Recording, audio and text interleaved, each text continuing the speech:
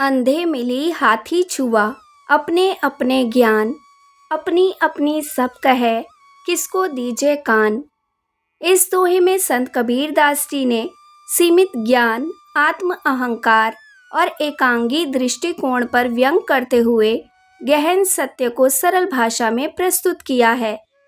यह दोहा हमें यह सिखाता है कि जब व्यक्ति आत्मिक ज्ञान या व्यापक दृष्टिकोण से वंचित होता है, तब वह सत्य को अधूरा समझता है और उसी को संपूर्ण मानकर भ्रम में जीता है।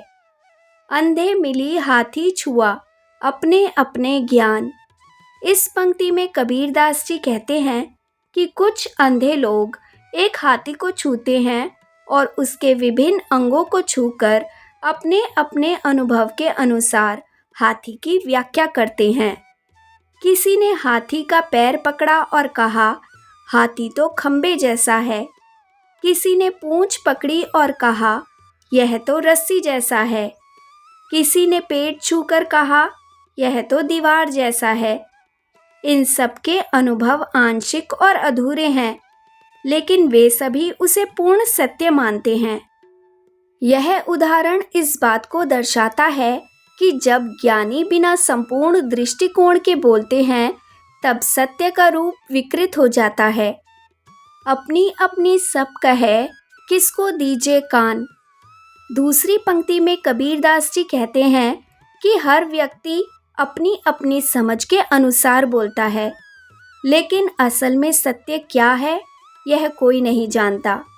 ऐसे में किसकी बात सुनी जाए, किसकी बात को अंतिम सत्य माना जाए, यह उलझन तब पैदा होती है जब ज्ञान अधूरा होता है और व्यक्ति उसमें ही पूर्णता मान लेता है।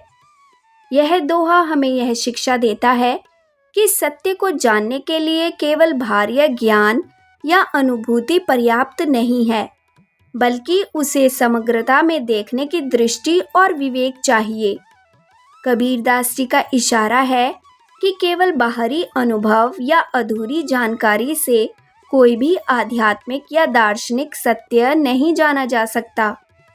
इसलिए हमें चाहिए कि हम विनम्रता, गहराई और खुले दृष्टिकोण से ज्ञान प्राप्त करें और हर मत को समझने की कोशिश करें, ना कि उसे अंतिम सत्य मानकर दूसरों को नकारें।